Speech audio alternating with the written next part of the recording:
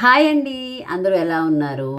నేను ఈ మధ్య రీసెంట్గా లైవ్ అవి చేశాను కదండి. నాకు చాలామంది నాకు ఈ టాపిక్ చేయండి, ఈ ఈ ఇన్ఫర్మేషన్ ఇవ్వండి అని చెప్పి ఒక 15 to 20 టాపిక్స్ లేదా 20 క్వశ్చన్స్ అయితే అడిగారు. నేను అవన్నీ జట్ డౌన్ చేసుకున్నానండి. అన్నీ ఒకసారి ప్రిపేర్ అవ్వడానికి నాకు ఇబ్బందే కదా, నేను కూడా ఇన్ఫర్మేషన్ గ్యాదర్ చేయాలి.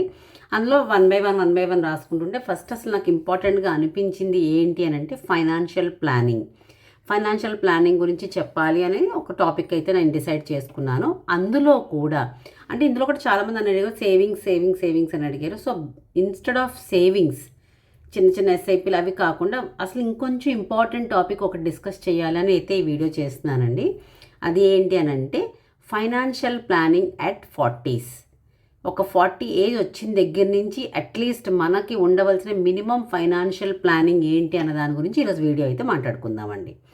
ఫస్ట్ అండ్ ఫార్మోస్ట్ అసలు ఈ రోజుల్లో అసలు నేను 40 అంటేనే టూ లేట్ అని చెప్తున్నాను యాక్చువల్గా చెప్పాలంటే. ఎందుకంటే ఈ రోజుల్లో లైఫ్ స్పాన్ 25కే హార్ట్ స్ట్రోక్స్, 20కే హార్ట్ స్ట్రోక్స్, అన్ఎక్స్పెక్టెడ్ డెత్స్ చాలా ఎక్కువ అయిపోతున్నాయి because of so many pressures, so many things happening in the environment. కాకపోతే ఇంకొంచెం చూసుకుంటే అట్లీస్ట్ ఈ రోజుల్లో 50-60 వరకు ఇంకొంచెం స్పాన్ ఉంది. 80% of the people, of course 20% unexpected deaths అయిపోతున్నాయి. ఒకప్పుడు 80-90 అనేవాళ్ళం లైఫ్ స్పాను, 70కి వచ్చింది, 60కి, ఇప్పుడు 60కి వచ్చింది. ఇప్పుడు ఇంకా 60 అన్నది అసలు చాలా ఆశ అయితే పోయింది. బట్ ఎనీవేస్ కన్సిడరింగ్ 60, ఇప్పుడు అట్లీస్ట్ 40కైనా మనం తీసుకోవాల్సిన ఇంపార్టెంట్ మేజర్ స్టెప్స్ ఏంటి అన్నది ఈరోజు మాట్లాడుకోవాలని ఈ వీడియో చేస్తున్నానండి. అన్నిటికన్నా అందులో ఫస్ట్ అండ్ ఫార్మోస్ట్ థింగ్, ఇప్పటికీ లేకపోతే అంటే మీకు 40వ సంవత్సరం వచ్చిన తర్వాత కూడా మీ దగ్గర లేకపోతే మాత్రం మీరు, మీ ఫ్యామిలీ, మీ పేరెంట్స్, మీ పిల్లలు, ఎంటైర్ పీపుల్ అన్నది ఒక సూప్లో పడిపోతారు, చాలా ఇబ్బంది పడిపోతారు. ఏంటనంటే ఫస్ట్ది హెల్త్ ఇన్సూరెన్స్ అండి. హెల్త్ ఇన్సూరెన్స్ లేని ఫ్యామిలీస్లో ఎన్ని డిస్టర్బెన్సెస్ ఉంటున్నాయో నేను రోజు చూస్తున్నానండి. ఇన్ఫ్యాక్ట్ రెగ్యులర్గా చదివిన, తెలుసుకుంటున్నా, వింటున్నా, చూస్తున్న కథలు ఎన్నో ఉన్నాయి. హెల్త్ ఇన్సూరెన్స్ లేక ఎన్నో కష్టాలు పడుతూ ఇబ్బందులు పడుతున్న వాళ్ళు ఉన్నారు. బేసికల్గా హెల్త్ ఇన్సూరెన్స్ మనం తీసుకోకపోతే ఇప్పటికైనా ప్లీజ్ 40 ఏజ్లో ఉన్నా కూడా మీరు కనుక ఒక ఫాదర్ అయితే ప్లీజ్ మీరు తీసుకోవడంతో పాటు మీ ఫ్యామిలీకి, మీ వైఫ్కి, అంటే ఒక హస్బెండ్, ఒక వైఫ్, వాళ్ళతో పాటు పిల్లలు ఎంతమంది, ఒకరైనా ఇద్దరైనా వాళ్ళిద్దరికీ, అయితే ఒక బాబో పాపో ఉంటే వాళ్ళకి, ఇంక్లూడింగ్ పేరెంట్స్. మీకు పేరెంట్స్ ఉంటే, మీరు 40 అంటే మీ పేరెంట్స్ 60-62 అట్లా ఉంటారు కదండి, వాళ్ళకు కూడా ఈ రోజుల్లో ఇంకొంతమంది ఇన్సూరెన్స్ కంపెనీస్ 65 వరకు కూడా హెల్త్ ఇన్సూరెన్స్ ఇస్తున్నారు. హెల్దీ బాడీ అయితే కొంతమంది 70 కూడా ఇస్తున్నారు. Go and check it. అందరూ ఇస్తున్నారని చెప్పట్లేదు, వెరీ లిమిటెడ్ ఇన్సూరెన్స్ కంపెనీస్ ఇస్తున్నారు. So please first and foremost point చేయవలసింది హెల్త్ ఇన్సూరెన్స్ అనేది మీ ఎంటైర్ ఫ్యామిలీకి తీసుకోవాలి. నేనేమి 50 లక్షలు, ₹1,00,00,000కి తీసేసుకోండి అని చెప్పను. అఫ్కోర్స్ తీసుకుంటే మరీ మంచిది. లేకపోతే తక్కువలో తక్కువ, సూక్ష్మంలో మోక్షం 5 లక్షల నుండి స్టార్ట్ చేసి మీ ఎంటైర్ ఫ్యామిలీకి, ఒకవేళ మీరు, మీ వైఫ్, మీ ఇద్దరు పిల్లలే ఉంటే మినిమం ఒక 20 lakhs పెట్టుకున్నట్టు, మినిమం పర్ హెడ్ 5 lakh. ఒకవేళ లేదు, అది బడ్జెట్ ఎక్కువైపోతే మినిమం 10 lakh పెట్టుకోవడం. ఒకవేళ +2 అంటే ఫాదర్ మదర్ కూడా ఉన్నారనుకోండి, ఇంకొక 5 lakhని పెంచుకోండి.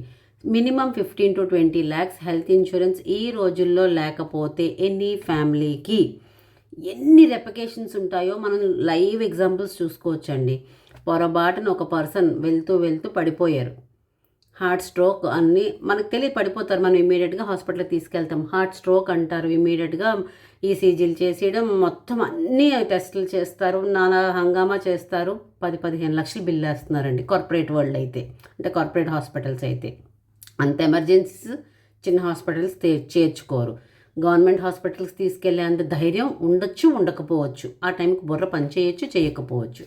ఇలా వెళితే ఈ రోజుల్లో ఉన్న మెడికల్ మాఫియాతో ఏ హాస్పిటల్కి వెళ్ళినా 5 లక్షలు, 10 లక్షలు, 15 లక్షలు బిల్లు తప్పితే అంతకు తగ్గించి అస్సలు అవ్వటం లేదు. అవి అన్ఎక్స్పెక్టెడ్ థింగ్స్. ఒకవేళ వెళ్తూ యాక్సిడెంట్ అయింది, మినిమం 3 లక్షలు, 5 లక్షలు బిల్లు కాదు. జస్ట్ ఇంట్లో కూర్చుంటుండగానే మనకి ఏదో జరిగింది, సంథింగ్ కాలిపోయామో, ఏదో సంథింగ్ ఏదైనా జరగచ్చు. మనం ఇది జరుగుతుంది, అది జరగదని లేదు. ఏదైనా జరగచ్చు, ఏ వయసు వాళ్ళకైనా జరగచ్చు, ఏదైనా అవ్వచ్చు. అందుకని వీటన్నిటికీ మినిమం ఉండవలసింది హెల్త్ ఇన్సూరెన్స్. అయితే ఇందులో కూడా మోసాలు ఉన్నాయి, నేను ఒప్పుకుంటాను. కానీ హెల్త్ ఇన్సూరెన్స్ తీసుకునేటప్పుడే మీ ఇన్బిల్ట్ డిసీజెస్ అన్నీ చెప్పండి.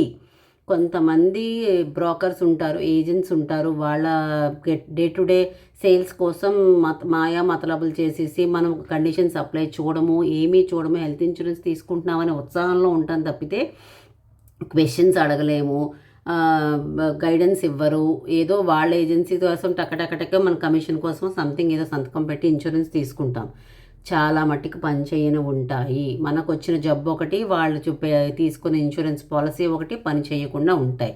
సో ప్లీజ్ కొంచెం రీసెర్చ్ చేసి హెల్త్ ఇన్సూరెన్స్ అన్నది first and foremost financial planning. అసలు బిఫోర్ 40 అంటే 20-25 నుంచే హెల్త్ ఇన్సూరెన్స్ స్టార్ట్ చేసేసుకుంటే వెల్ అండ్ గుడ్, అసలు ది బెస్ట్ ప్లానింగ్ చేసేసినట్టే. కానీ ఒక మనిషికి 40 ఏళ్ళు వచ్చిన వరకు ఏంటంటే ముందు ఉద్యోగం కొత్త స్టార్ట్ అవుతుంది, దాని తర్వాత వాళ్ళ బాధ్యతలు అన్నీ వస్తుంటాయి, దాని తర్వాత పెళ్లి చేసుకుంటారు, పిల్లలు, ఇదే ఉంటుంది తప్పితే మనకంటూ ఒక హెల్త్ ఇన్సూరెన్స్ తీసుకోవాలి, మనకంటూ ఏదైనా సేవింగ్ చేసుకోవాలని ఒక సగటు తండ్రి కానీ తల్లి కానీ లేకపోతే భార్య కానీ భర్త కానీ ఆలోచించరు. ఎంతసేపు పిల్లలు వాళ్ళ ఫ్యూచర్ కోసమే ఆలోచిస్తారు.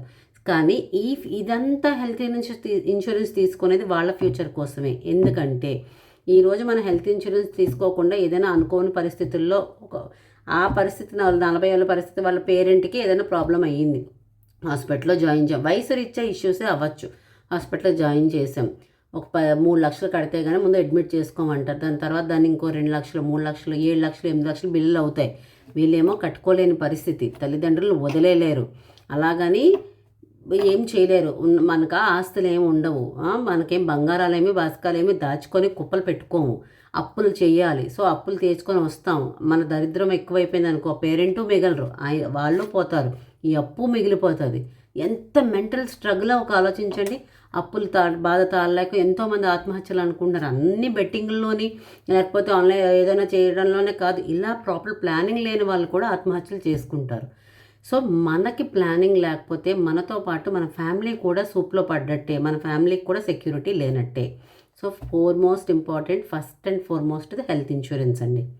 ఇక సెకండ్ వన్ వచ్చి టర్మ్ ఇన్సూరెన్స్, దాన్నే లైఫ్ ఇన్సూరెన్స్ అని కూడా అంటారు. అయితే ఈ లైఫ్ ఇన్సూరెన్స్ తీసుకునే దాంట్లో మాత్రం 100కి 90 మంది మగవాళ్ళు ఎలా ఆలోచిస్తారంటే, నేను డొమెస్టిక్ బ్యాంకింగ్లో ఒక 2 years చేశానండి, ఒక 5 years బ్యాక్. నేను అబ్జర్వ్ చేసిన దాని ప్రకారం వాళ్ళందరూ అంటారు, నువ్వు బాధ్యతగానే కదా పెళ్లి చేసుకున్నావు, నీకే కదా పుట్టారు పిల్లలు, చక్కగా ఒకళ్ళో ఇద్దరో ముగ్గురు, కానీ నేను పోతే వచ్చిన ఇన్సూరెన్స్ డబ్బుల కోసం నేను ఎందుకు ఇప్పుడు కట్టాలని అడుగుతున్నారండి. నేను ఎంతమందిని చూశాను అలాంటిది.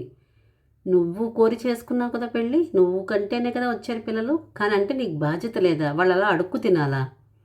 ఎంత దారుణం అండి ఈ థింకింగ్. ఇప్పుడు బ్యాంక్కి వెళ్ళి వాళ్ళకి ఏదో కట్టిమని కాదు, నువ్వు రీసెర్చ్ చేసుకొని నీకు నచ్చిన దాంట్లో నచ్చిన కంపెనీలో కట్టుకో ఇన్సూరెన్స్, కాదని లేదు. కానీ ఇలాంటి థాట్ ప్రాసెస్ ఉన్నవాళ్ళు ఏం బాగుపడతారంటే, పెళ్ళిళ్ళు ఎందుకండి వాళ్ళకి, ఇంకా నువ్వు పోతే ఎవరికి రాకూడదు అనుకున్నప్పుడు ఒంటికే సొంటుకొమ్మగలా ఉండిపో. ఒక మ్యారేజ్ చేసుకొని నీ పెళ్ళాం పిల్లల కోసం ఆలోచించకుండా నేను పోతే వచ్చే డబ్బు వాళ్ళకెందుకండి, అసలు నేను పోతే నాకు అసలు అవసరమే ఉందండి అనుకునే వాళ్ళ కోసం అసలు మనం పెళ్ళిళ్ళే చేసుకోకూడదు. ఎందుకు ఇంత అంటే నేను అబ్జర్వ్ చేశాను, నేను అవన్నీ క్రాస్ అయ్యి వచ్చాను నేను డొమెస్టిక్ బ్యాంక్లో చేసినప్పుడు. సో ఒక టర్మ్ ఇన్సూరెన్స్ తలకు ఇంపార్టెన్స్ ఏంటి అంటే, ఆఫ్కోర్స్ ఇప్పుడు నేను అందులో ఏం లేను, సో నేను ఇన్సూరెన్స్లు అవి కట్టించేదాన్ని కాదు, బట్ స్టిల్ నేను ఇవన్నీ ఫేస్ చేసి వచ్చాను కాబట్టి చెప్తున్నాను. ఒక టర్మ్ ఇన్సూరెన్స్ వల్ల ఎంత ఉపయోగం అని అంటే, ఇప్పుడు అదే పేరెంట్ ఒక 40 ఏజ్కి వచ్చారు, అన్ఎక్స్పెక్టెడ్గా హెల్త్ బాగోలేనప్పుడు చనిపోయినా సంథింగ్ ఏదో ఒక అన్ఎక్స్పెక్టెడ్ డెత్ వచ్చింది అనుకోండి, పిల్లలు చూస్తే 40 ఏళ్ళ వాడికి పిల్లలు ఎంత ఉంటారంటే 10, 12, 13, 15, పోనవాడు 45 అయ్యారనుకోండి, ఒక 20 ఏళ్ళు పిల్లలు ఉన్నారు. వాళ్ళు గట్టి కొడితే ఇంటర్మీడియట్ అవుతూ ఇంజనీరింగ్ చదువుతూ ఉంటారు. తండ్రి పోయారు, తల్లి హౌస్ వైఫ్, ఏమీ తెలియదు తల్లికి, ఈ పిల్లడా ఉద్యోగం చేసే ఏజ్ కాదు. అప్పుడు పిల్లలు ఎలా ఎదుగుతారండి? వాళ్ళ స్కూల్ ఫీజులే కడతారా? వాళ్ళు తోట పుట్టిన వాళ్ళు చిన్నవాళ్ళు ఉంటే వాళ్ళకే చూస్తారా? ఆస్తి ఉందా? ఏముంది? ఈ రోజుల్లో ఎవరి ఆస్తులు ఉన్నాయండి? ఎక్కడ వస్తున్నాయి? మన తరతరాలు వచ్చేసిన ఆస్తులకి మనమేమి కోటీశ్వరులం కాదు కదా, అందరూ లోవర్ మిడిల్ క్లాస్ వాళ్ళమే.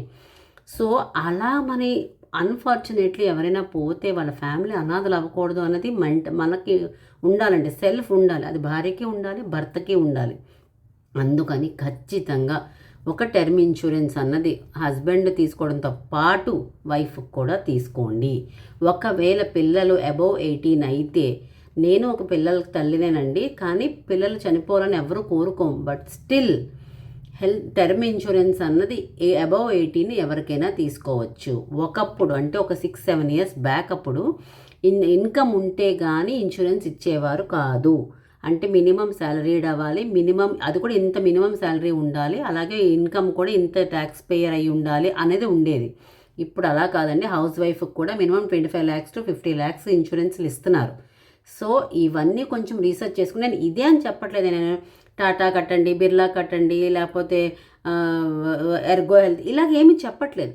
మీకు నచ్చిన ఎల్ఐసి కట్టండి అలాగేమంటలేదు. మీకు ఏది బెస్ట్ అనిపిస్తే మీ బడ్జెట్కి సంబంధించి మినిమం, నేనేం ₹1 2 కోట్లు 5 కోట్లు టర్మ్ ఇన్సూరెన్స్ తీసుకోండి అని చెప్పట్లేదు. కానీ మనం లేని పరిస్థితుల్లో మనల్ని నమ్ముకున్న ఫ్యామిలీని అన్యాయం చెయ్యొద్దు.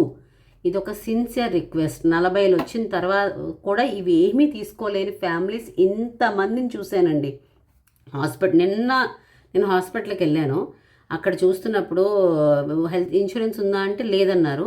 అది ఎమర్జెన్సీ కేసు. హాస్పిటల్కి తీసుకెళ్ళి లోపల పెట్టి ఐసీయూలో చేస్తున్నారు. ఎంత బిల్ అవుతుందో తెలియదు. వీళ్ళు నా కళ్ళ ముందే అసలు తాలిబొట్టు తీస్తున్నారు, చేతుకున్నవన్నీ. అంటే వాళ్ళకున్నది అదొకటి కనబడింది, తాలిబొట్టు తీసి ఇవన్నీ ముందు చూడరా తాకట్టు పెట్టి తీసుకురారా అంటుంటే నాకు ఎంత బాధ అనిపించిందో.